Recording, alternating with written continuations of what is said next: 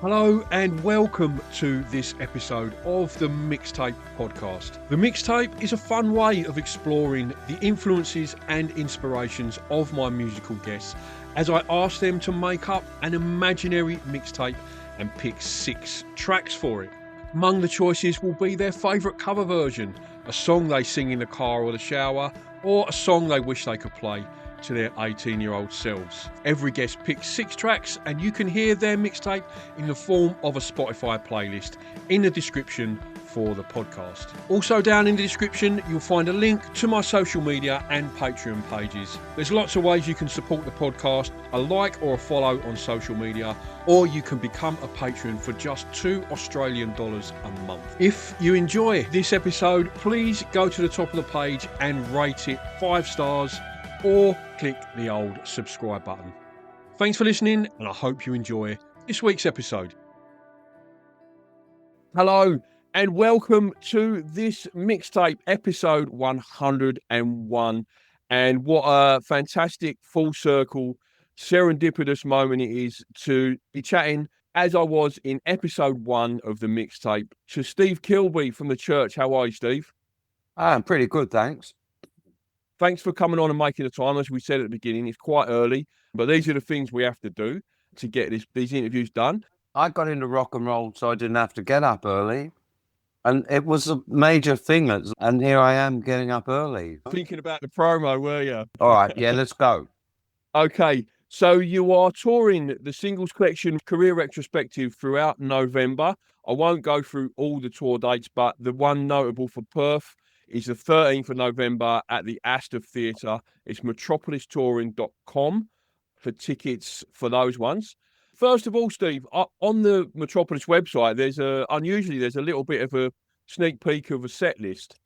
So I was wondering, when you come to gigs like this and tours like this, how do you choose which songs to include? Are they fan favourites or personal favourites of you and the band? How do you go about picking the set list, mate? Seeing this one makes it a bit easier, seeing it's a singles tour, so they've got to be singles. And then we got to play the singles that you can't be tricky and play a load of singles that people aren't expecting. You got to play the ones they want to hear. And then somewhere in there, there's a little bit of wriggle room for me to play some songs I would really love to play. Most singles didn't start off as singles, they just started off as album tracks, and someone somewhere said, oh, that should be a single. Yeah, no, there used to be, now I'm the only original member left. I thought I do have a final say, I have a final veto. Once upon a time, there was a lot of arguments and sheep trading over, oh, if we do that, we can't do that, and a lot of argument over it. But these days, it's pretty obvious, I think, the ones we need to play because it's called the single show. But for different reasons, I love to play the popular ones that makes people happy.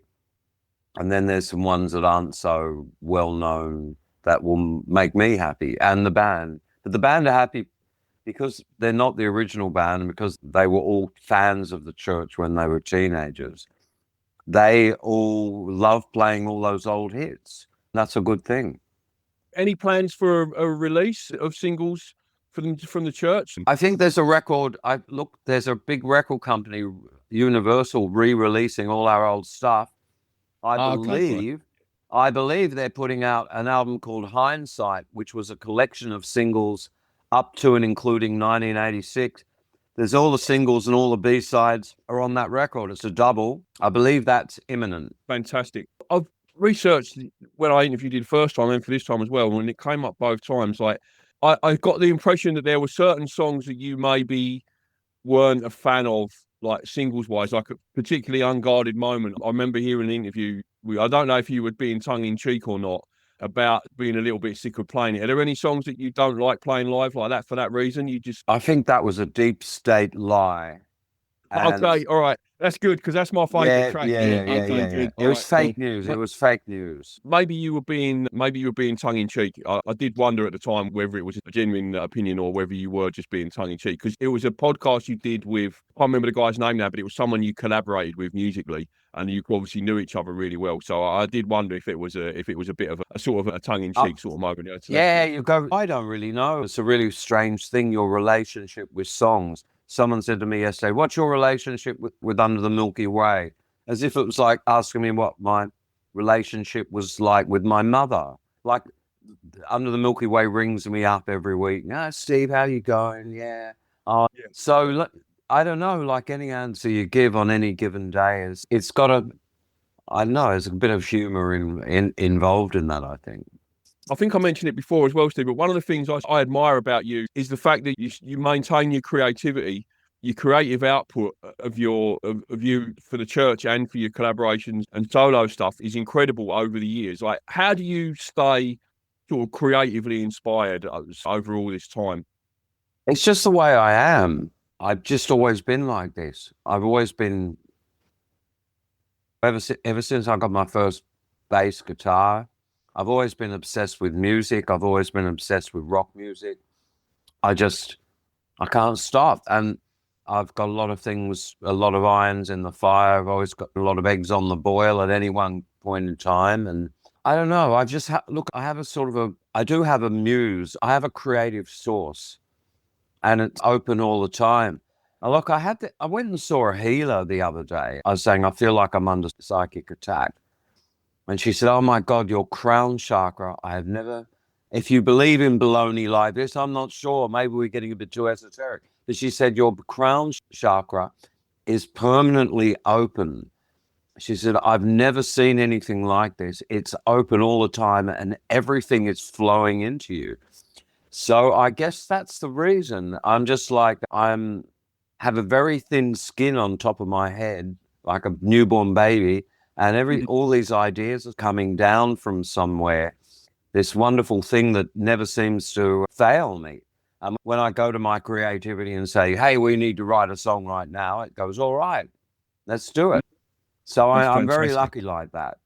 Yeah, no, absolutely, absolutely. And looking back, Steve, over the years, did you ever imagine when you first formed the church and started the band that you would have the longevity, have the legacy that you have? No, never, never. I hoped. Yeah. When you're 25, longevity isn't really a quality that you're thinking about. You're thinking about exploding gloriously by the time you're 30 and ending up in a flower-draped coffin with millions of teenage girls weeping as you go down after being electrocuted on stage while simultaneously having a drug overdose. You don't think, one of the things we're aiming for isn't, oh, when I'm 70, I would have had a long and established career. I never thought that. Only in my secret heart of hearts would I have hoped for this. But it's wonderful that it's happened and turned out this way. There would have been a lot of people not betting on me to be somebody who was going to run the course. There would have been a lot going, boy, by the end of 1983, that guy he'll be long gone. So it's funny. And looking like forward now, Steve, like to music today, like that's out there, is there anything that's really exciting you now, like that's out there in the world at the moment? Is there any artists or music that's capturing your attention at the moment? Sigur Rós, the Icelandic band, they go on inspiring me and fascinating me. They are the most spiritual of all the bands that I think have ever existed. They capture the feeling of spirit more than anybody else. Their last record was amazing. So I do really like them. Other than that, unfortunately, I still tend to listen to oldies. It's terrible to say that, but you can't stay relevant forever. I keep harking back to the classic period of rock and roll from whence it all came, which is Bolan, Bowie, the Beatles, the Stones, Dylan, and all of that. And then that's the sort of the classic period that I delve into the most. I remember, this might jog your memory a little bit, Steve, when I interviewed the first time round and I asked you to pick a song to play to your 18-year-old self, you picked Valtteri by Sigur Rós. There you go.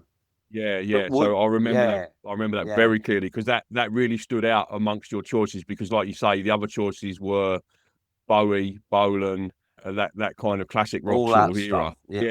That really blew my mind, that choice. The Mixtape is brought to you in association with Giglist. Giglist is your one-stop shop for all your live events. If you're looking to get out and experience some live music, you can filter by artist, venue, suburb, or date. If you are an artist, it will take you less than a minute to list your gig for free on the website.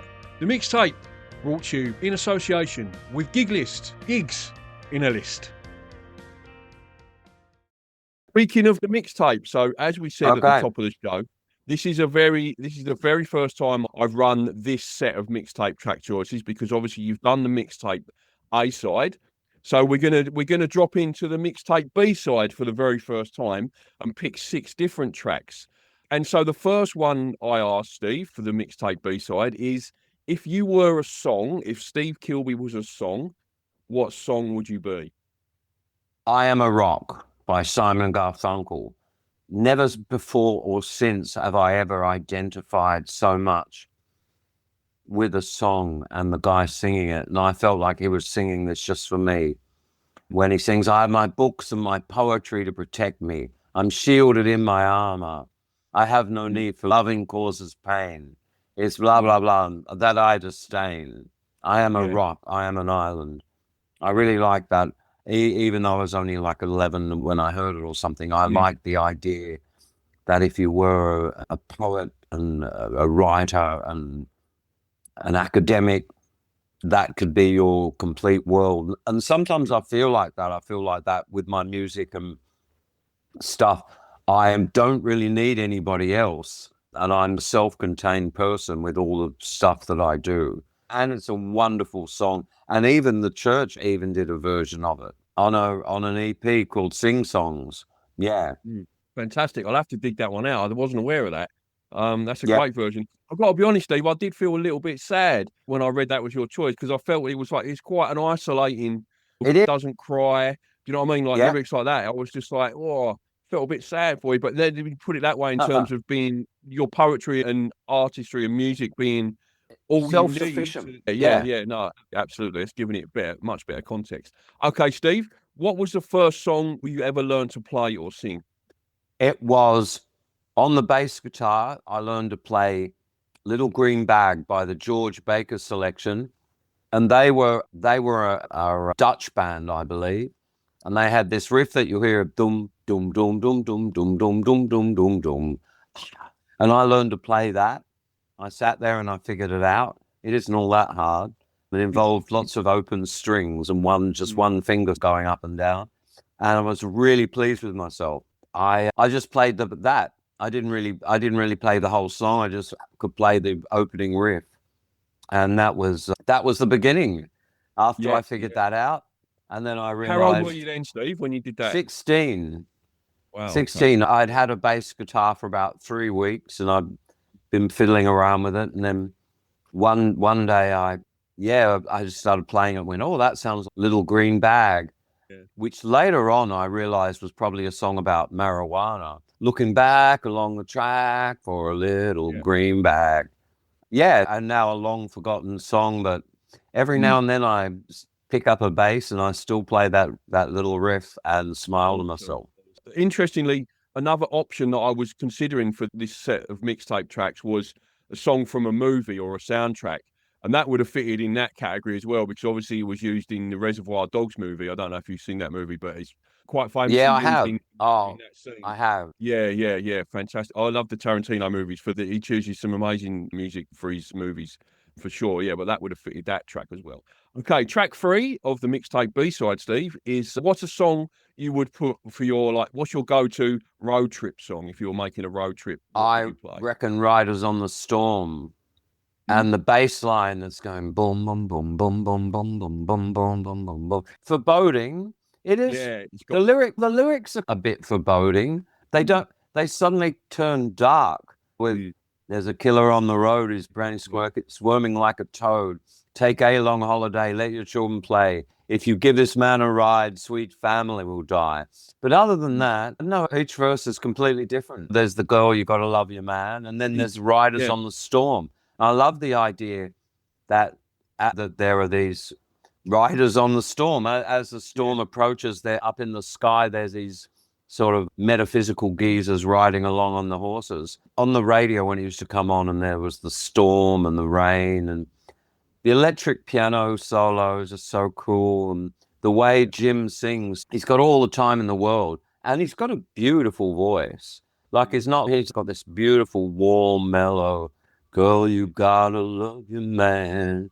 So you just imagine shooting in any kind of weather, cruising along in the desert and on a hot day in Arizona, the windows down, and you got this playing, and what more could you want? Yeah, absolutely fantastic imagery, Steve. Okay, track 4 is, what is your favourite duet or collaboration? I love this song. I love this duet.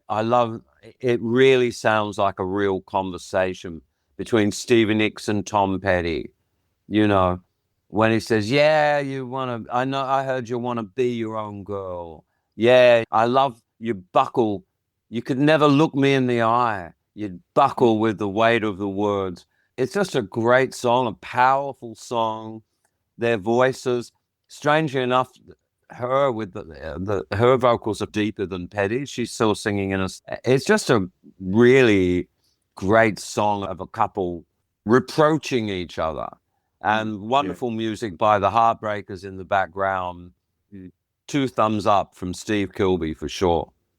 Yeah, I think it was originally written as a Tom Petty, like a Heartbreakers song, and then I think someone had the idea. I think Jimmy, what's his name from England? Jimmy Iovine, yeah. He was working with Stevie Nicks at the time and had the idea of putting them together on that track. And yeah, fantastic. What a great idea. Genius that was. Yeah, what a fantastic idea.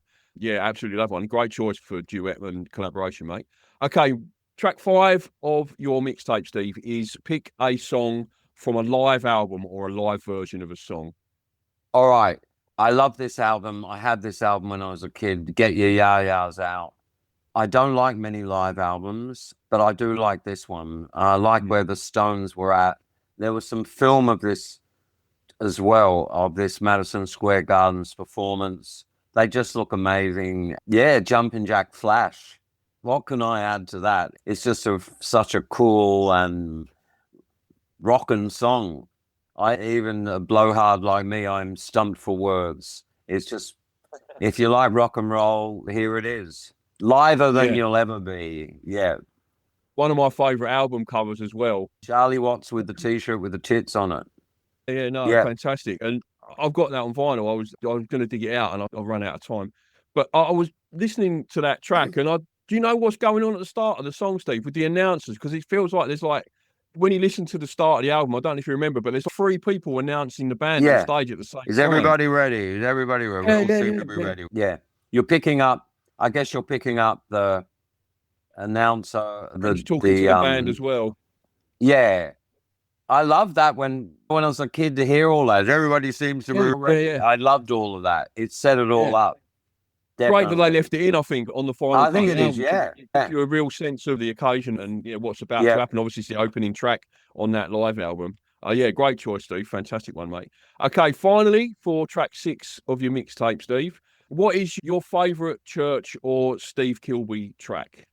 The favourite one yesterday afternoon when I got this list and I wrote this down, at that time was a song called Limbo, which I recorded in 1993 on my own, played all the instruments in a studio that I had, and it was on an album or an EP called Narcosis, and it got re-released and remastered last year on a record called Winged Heels and Bespoke Wheels. And I just pretty ahead of its time, I think. I had I used lots of good ideas in this. It's about a manager we had, and his name was Lembo. And I'm not so subtle dig on that, calling it Limbo, and it's admonishing him. You set us against each other. You thought it was clever. What a fiasco. I never. And in the middle, inexplicably, it all breaks down into a Chinese New Year sample that I found. I had all these sampled sounds, and I went, wow, I'm going to fly this Chinese New Year in to the middle of this and let it all break down in that, and then bang, it explodes. It all comes back. I think it's pretty bloody good for something that's 30 years old, and I did all on my own. It's almost dance music or something. No, fantastic choice, mate. Great choice. Now, obviously, the tour's coming up in November, as we mentioned at the start of the show, for the Career Retrospective Singles Tour, metropolistouring.com for tickets. But other than that, Steve, like sort of future plans and other plans, I know you're a super busy man. You're always collaborating and you always got other projects on the go. Just tell us a little bit outside of the church singles. What else have you got going on at the moment, mate? Oh, I just released a record called The Road to Tippabara with the Winged Heels. Next up is an album I've got coming out with Gareth Koch, the guitarist, called Songs from Atlantis, in which we have tried to imagine what the music in Atlantis and the singers, what they were singing about. Of course, nobody could ever know that. Nobody really even knows if there was an Atlantis, but it's a Hollywood idea of Atlantis. Then I made another album about 10 years ago. I released an album called The Speed of the Stars with an Irish guitarist called Frank Kearns. That's coming out around July, which is me and him and an incredible Australian musician called Hugo Race. First time I've worked with him, that was really amazing working with Hugo. And Barton Price on drums, who plays on the Winged Heels and plays on a lot of my solo records. I made another album with Martin Kennedy, which I haven't heard yet, but which will be called Things We Did on Earth. And finally, the church have a double album waiting in the wings that we completed last year. It's now finally mixed. I don't know if it's going to come out as a double or not, but we've got like 20 brand new tracks. And this record will be called Lacuna. Everybody who's heard it thinks it's the best thing we've ever done. But of course, that's such a meaningless thing to say. And I always say it. And so it's like, I'm the little boy who cried wolf. And one day I really will make the best church album and no one will be listening because I always say, oh, this one is the best. So I've got all of that. I've got all of that. I've got a trip to the church. Are going to the Maldives, the islands where we're playing 3 gigs. And then we're doing a tour of America in July and August. Then I'm hoping to spend 2 weeks in Sweden with my 2 eldest twin daughters and my grandson. And then, of course, coming back to Australia in November, we're hitting the Astor Theatre, which I got to say is one of the very best gigs in the world. Definitely in Australia, if not in the world. Beautiful, beautiful theatre, just the right size. I love everything about the Astor Theatre. Every time I've played there, I've had a really good night. And people in Perth seem to really enjoy coming there. Oh, yeah, and I'm doing Jack Frost as well. I give a quick plug for this. Perth musicians, the Hoffmen, Strings Attached, all these Perth players and I are representing the first Jack Frost album, plus Grant McLennan and my own hits and misses. We're coming back. We did it. We've already done it once. We're coming back and we're doing that one again in Perth in May. Yeah. I don't know how you do it, Steve. I'm tired just listening to all that. Never mind doing it. Steve, it's been an absolute pleasure, mate, chatting to you again. Thank you. Thanks for coming on and making the time. Enjoy the rest of your day, mate. And I can't wait to see you at the Astor Theatre, mate. Take care, buddy. Okay. Bye. See you later, mate. Bye. Bye. Thank you so much for listening to the Mixtape podcast. All the links that you will need are in the description below. Link to my Patreon, my guest website and social media, my social media, and the link to the Mixtape tracks playlist as chosen by today's guest. Thanks so much for listening. Until next time.